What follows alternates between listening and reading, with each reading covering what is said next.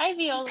Thank you so much for being here. The podcast community appreciates you and the amazing job you are doing, especially as a blogger, as a cancer Thank you. survivor. You are Thank you. Appreciate that. yeah. So I want to first start with this, right? What was your first reaction when you were told you had cancer, and what type of cancer was it? So I was diagnosed with breast cancer when I was 27 years old. So it's a little bit over 5 years ago. To be quite honest, was a little disbelief. Like it was more like, is this a dream? Is this true? Did someone make a mistake with the test results? So it was more like a shock also because nobody in my family had cancer.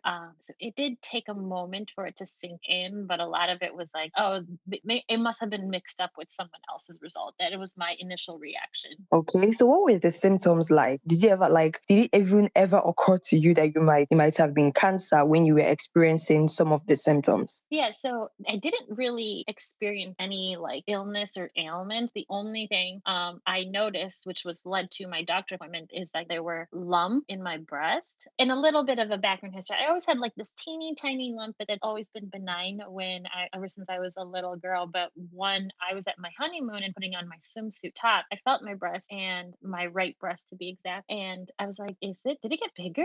Like and to be honest, I never really did any self breast exam back then because I was like, you don't get breast cancer at a young age. Nobody get that. So I was a little confused. And so after my honeymoon, I actually happened to already have a doctor's appointment. And so she did the usual physical exam and she noticed, she's like, does that feel different to you? And I asked her, well, can you tell me if it feels different? I'm not quite sure. So I really didn't have any illness or anything like that leading up to it, except for the lumps I felt. And so immediately my primary doctor scheduled a breast ultrasound. And then that led to having a mammogram. And, basically, long story short, all these tests that I had to take led to them discovering that I have 4 tumors in my breast. Wow. At that point that, the doctor was telling you, oh, does it feel different? And when he said breast cancer, how did it feel? Because sometimes I'm like, when I read cancer survivor stories and, the things they go through, I'm always like, it must be so devastating getting the news at first, right? Were you did you also go through that feeling of, I pray you better not be cancer. I know they're saying it's cancer, but it better not be cancer. Did you go through that type of feeling as well? I did, I did somehow had a feeling it might have been cancer, but at the same time, like I mentioned earlier, I was also disbelief, like, oh, you know what? That's just me being paranoid.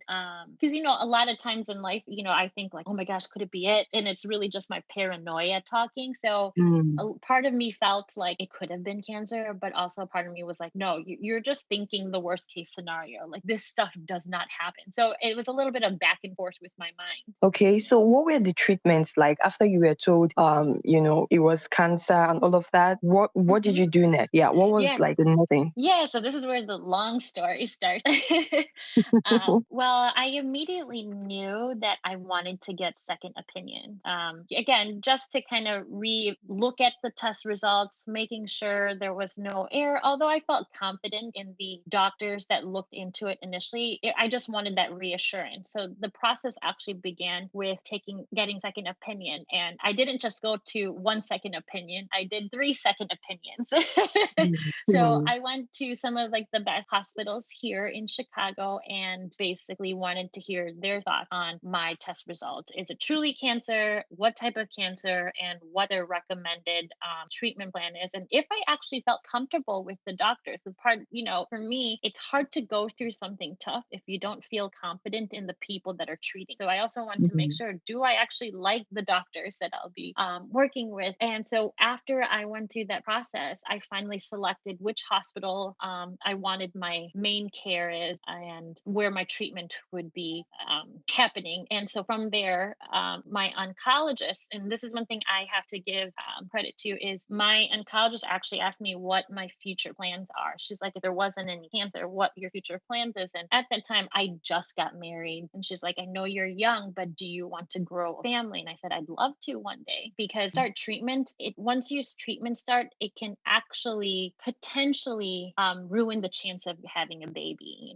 It does affect Mhm. the female reproductive system when you go through things like chemo. It's just the treatments in general are very harsh and aggressive. And so I told her I do. And she said, basically, basically, and that's where we talked about fertility preservation, where I don't know if you know what fertility preservation is. It's like a speed up IVF process. Essentially, is they're giving me the opportunity to freeze eggs or embryos, and in our case, we froze embryos, so that in the future, if I do want to have kids and I can't produce on my own naturally, that we could potentially use these frozen embryos Hmm. in the future. So overall, that process took about a week and a half before treatment started, because you have to do it before treatment started, because once treatment started, you pretty much can't do it anymore. So Hmm. from there, we did the whole we froze some embryos so there could Hmm. those could be our future babies. And again, that's just more reassurance that if I can't have a baby naturally, that I could resort to those. And that's when, right after, we started chemotherapy. So I did a neoadjuvant chemotherapy, and I don't know how aware your audience are, but neoadjuvant chemotherapy is chemo done before surgery. The reason why they didn't do surgery right away is they want to make sure that the treatment plan is actually working, that it's shrinking the tumor. So if they could see the tumor shrinking, then they'll feel confident that they're able to kill the cancer cell as much as possible before going through surgery. So the goal is, by the time I'm done with chemo, at surgery, there shouldn't be any cancer cells to remove. Like, they'll still go in and remove the breast tissues, but there shouldn't see prominent volume of cancer cells. So that's like the goal of like this treatment plan. So I went through 6 rounds of neoadjuvant chemotherapy, the cocktail drug, and I apologize if you need me to explain things further. Let me know, because some of these kind of come natural to me. Is TCHP, and which was very, very aggressive. So I rounds of TCHP, and then I did 17 rounds of Herceptin after. And then after Herceptin, I did 6 rounds of Zometa. At the same time, I was getting these quarterly shots called Zoladex in my stomach. Mhm. But Wow. yeah, but I did my mastectomy. So I did a bilateral mastectomy, and that happened after 6 rounds of neoadjuvant chemotherapy. So after I did that 6 rounds, there was signs that my tumors actually shrank, and I even felt it. And what I forgot to mention earlier is my tumors actually were significant size. They were very big. I think I was just more Hmm. disbelief when I was like, did it get bigger? I mean, it pretty much took over my entire breast. So I did feel them shrinking and melting. So by the time of my surgery, I had 1 centimeter left. So that's where my doctors felt confident that the treatment is working at time of surgery. Then I did the bilateral mastectomy with immediate reconstruction. So not many women are candidates for immediate reconstruction. I just happened to be. And then that's another story itself. But so I did mastectomy with immediate reconstruction, and that's when I did 17 rounds of Herceptin and 6 rounds of Zometa after. Hmm. Wow. That must have been a lot for you. You mentioned that you just got married at the time that Mhm. of this. How was the news the news of the breast cancer thing? How did your husband receive it then? Did it, for the both of you? I mean, definitely he was shocked and torn and heartbreaking. Nobody wants to start their marriage with their spouse being, I guess, having a very serious illness, but he stepped up. He said he's in it for in sickness and in health. And so he took me to every appointment. He was my biggest rock, my biggest support. Like, he handled everything in life and so that I didn't have to handle it, and all I had to focus was making sure I show up for treatment. So I give props to my husband. He did an amazing job being the biggest supporter, my cheerleader, and just making sure overall, just taking good care of me. And if anything, that solidified our marriage, because to me, I'm like, I definitely married the right man, because he didn't run away. He didn't get scared. Everybody's scared in such a very serious situation, but he stepped up and was there in every aspect of my life. And he did not want to miss any appointment, did not want to miss any treatment. He just wanted to be there for me every step of the way. I'm so, so happy for that. I'm so, so happy. I'm curious, right? Were there times Yeah. that you painted the worst case scenarios in your head? Am I going to Yeah. survive this? And all Hmm. of that. You go through that kind of Oh, well of emotions. How did you overcome it if you went through that? yeah, I definitely did. I mean, the sad part I hear about it all the time. Once you're in the cancer community or the cancer world, you hear people passing away. Even going through treatment, you don't feel well at all. And sometimes I could relate why I hear some people just want to give up and stop. Like, the treatments itself, like going through chemo and such, they can be debilitating. You will feel, I mean, I had felt so sick, like, where I felt like I don't want to do this anymore. There are times where I'm like, I don't want to go through it. It messes you up mentally and physically. But at the same time, the fear of death is very prominent, especially you hear it in the cancer community. And I was one of the youngest people going in for treatment. So it's also even harder to, like, everyone being shocked, like, oh, but you're so young. A lot of things just mess with your head within that situation. But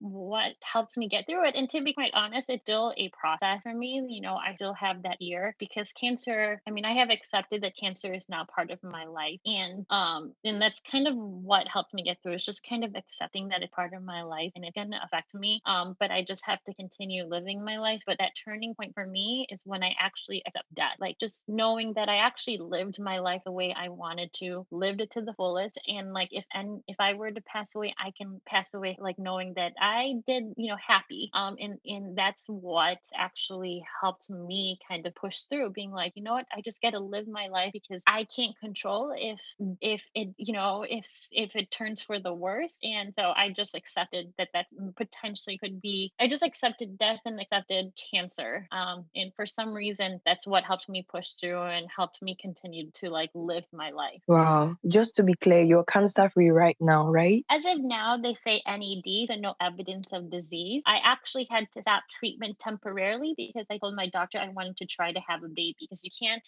be on cancer treatment while having a baby.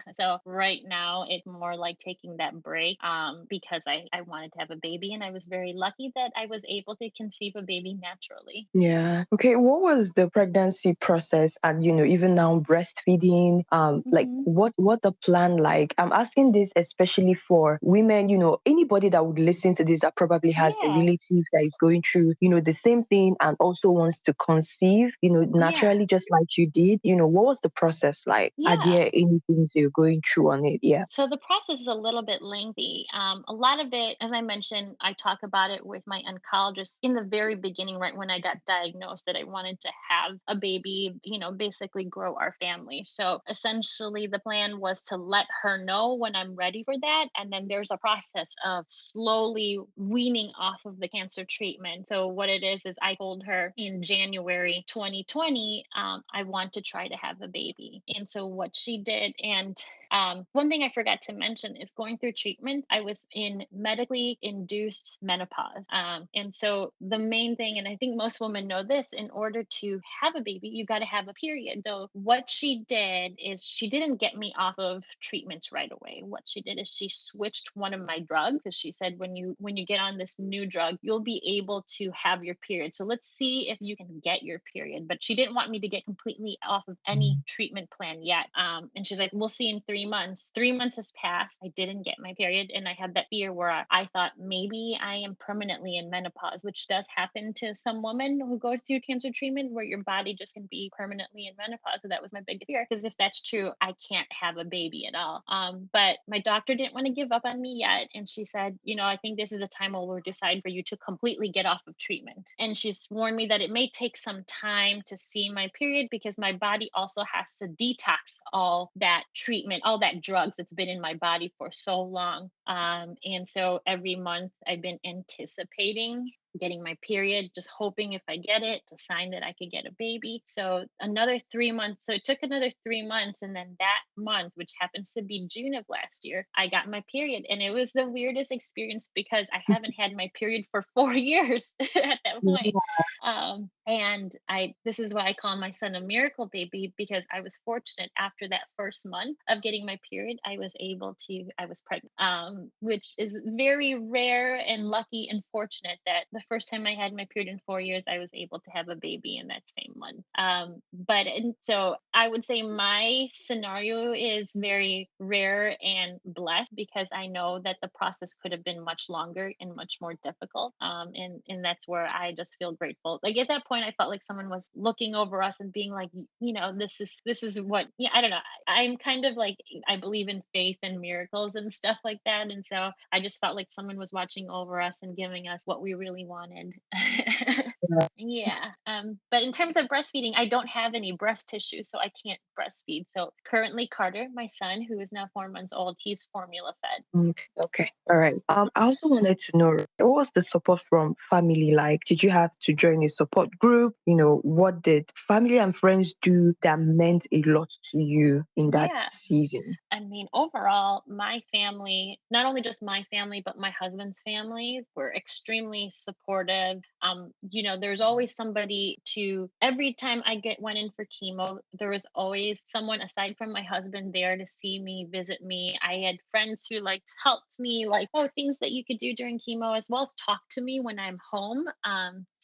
In general, I feel very grateful that I had my inner circle was very supportive, but I also knew that no one could really relate what I'm going through. And so that's Mm. where I started sharing my story on Instagram and on my blog. And I was able to connect to some of the young women. I think what's hard is people would connect me with people who also have breast cancer, but they are way past my age. And they would have me talk to somebody who's 70 and 65, and Mm. we're at different points in our life where it's hard because they can't relate to my life and I can't relate to theirs. The of the cancer is way different, and the treatment plan is different.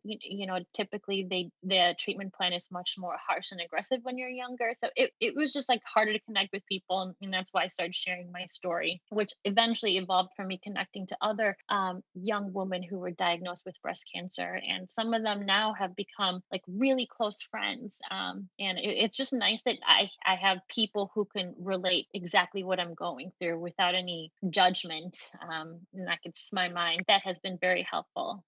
Okay. Now that you're a survivor, right? Mm-hmm. How are you living your life different? Why? I mean, it's not, I think a lot of it, like I mentioned earlier, it's just accepting that it's part of my life, right? I still show up for my different appointments. Also, I see an onco psychologist that can help me talk through cancer and at the same time talk about some of the anxiety I'm feeling. And the only difference is I'm able to move on, which is why I felt comfortable having a baby. And so right now, having a newborn baby has consumed my life, and that's what's been different. I'm just focusing on being a mother and being there for Carter. That's I would say the most different. And then just being okay when a doctor needs to see me. But I'm not gonna lie, it's there's definitely that fear of it spreading. Comes here and there. It's just something that I can't get rid of. It's now part of who I am. I just kind of have to accept that the fear will ebb and flow, but I don't stop my life. I just continue to live. And I know no matter what news will come ahead, I'll just have to handle it as it comes. Because I kept saying a cancer survivor. Are there scenarios where someone is totally cancer free, or it just lingers and something could trigger it back? Right. So it could linger. So the unfortunate part and I could only speak for breast cancer, is that even if cancer is contained and let's say chemo worked and surgery took it all out, you still run the risk of it coming back and spreading. But the thing is, the term cancer survivor, I think this term means so much different once you get diagnosed with cancer, because actually in the cancer community, cancer survivor means anybody who's diagnosed with cancer, because every day you're surviving, every day you're alive, you just survived cancer. And so that's why and even doctors, we call it cancer survivor. The moment I was diagnosed, they told me you're a cancer survivor. I'm happy for that, because to a lot of people, when we say cancer survivor, it comes off as, oh, this person is totally cancer free. But it's good to know that in the cancer community, it means someone that is, you're surviving every single day. I'm just happy with that clarification, to be honest. Oh, yeah. Of course. And some people like to use cancer thriver also, just because every day you're thriving as well. But yeah, and then I even looked it up myself when I looked in the dictionary what the definition of cancer survivor. And in the dictionary, it says someone who's diagnosed with cancer. So I did not know any of this either until I got cancer. So a lot of things are new until I experienced. I get it. Okay, so what 3 things would you like to, tell someone, who just yesterday learned they have cancer? They got cancer, it might be someone listening that has a relative. What would you say to that person? I'd be honest with them and say it's not going to be easy, but find something to lean onto that will make you happy. Just know that there's going to be tough days, and there's days that you're going to cry and days you're going to wish, why me? But I would say find either people in your life that no matter what you can lean to, find someone in the cancer community that you can connect with and live your life. If you, as long as doctors let you, if you wanted to explore the world and travel, do that. If there's, you got to continue to live your life, but but understand that you're going to be going through something tough, and it's okay to be sad at moments, but there's definitely going to be some happy moments. New friendships will be built, new experiences that you never thought you could push yourself to do. And most of all, you're going to find your strength. And it's incredible once you know your strength. And to me, that's what helped build my confidence as well. Like, you're going to be going through the toughest thing in your life. And if you're able to go through it head on, you're already a strong person. Thank you so much. I just have one last question to ask Sure. you, right? Yeah. What is one question you wish I had asked you that I didn't Oh ask? man. Oh, that's so hard. Oh my gosh. Well, I'll be honest, you ask a lot of good questions. So I'm like, I don't know. You ask really good questions. I mean, you made some good points. Because one thing that most people don't realize, that it is a process to have a baby after cancer. And most people were like, oh, you just got pregnant. Well, there was a story behind it to get to where I am. So I don't know. I don't know. Viola, you were good. Thank you so much. I Of really, really course. appreciate you. Oh, no, Um, thank you for having me. Thank you for sharing your story. I really do appreciate you. Thank you Of so, course. so much. Yeah. No, thank you for having me. Have a good one. Okay, bye-bye.